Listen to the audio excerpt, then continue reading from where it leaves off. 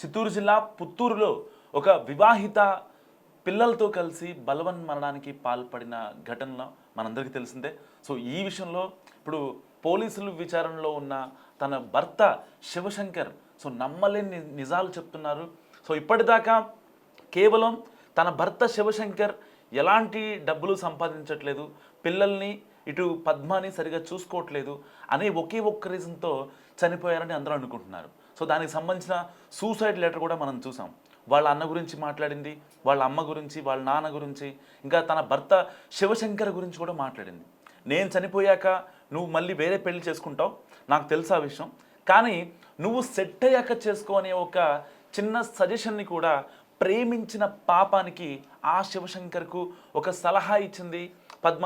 So ఇలాంటి నేపథ్యంలో పోలీసుల విచారణలో ఇప్పుడు నమ్మలేని నిజాలు బయటకు వస్తున్నాయి. ఇప్పటిదాకా తన ఇద్దరి కూతుళ్లకు మరణశాసనం రాసి కేవలం ఆవిడ బలవన్మరణానికి పాల్పడిన మాట అందరికీ తెలుసు.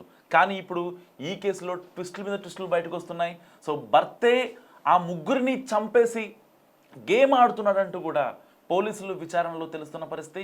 సో ఇప్పటిదాకా ఆ ముగ్గురు చాలా ఇబ్బంది పడ్డారు. పెళ్లి విషయంలో వాళ్ళ అమ్మా నాన్న ఎవరైతే పద్మ తల్లిదండ్రులు వాళ్ళ అన్న చెప్పినా సరే వినకుండా ఈ శివశంకర్ని పెళ్లి చేసుకొని తాను చాలా ఇబ్బందులు పడ్డాదన్నది వాస్తవం. ఇటు బంధువులు చెప్తున్నమాట అండ్ ఇంటి ఇరుగు పొరుగు వాళ్ళు చెప్తున్నది కూడా అదే.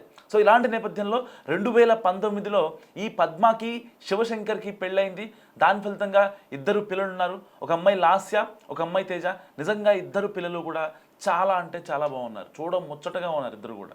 అలాంటి పిల్లల్ని మరి భర్తే చంపాడా, లేకపోతే ఇలాంటి భర్త దగ్గర ఏదైతే శివశంకర్ చేసిన అరాచకాలు ఉన్నాయో అలాంటివి తట్టుకోలేక పిల్లలకు కూడా మరణశాసనం రాసి పద్మే చనిపోయిందా అన్న విషయం మరి కాసేపట్లో తేలాల్సి ఉంది. ఏదేమైనప్పటికీ చివరిసారిగా పద్మ ఒక లెటర్ రాసింది.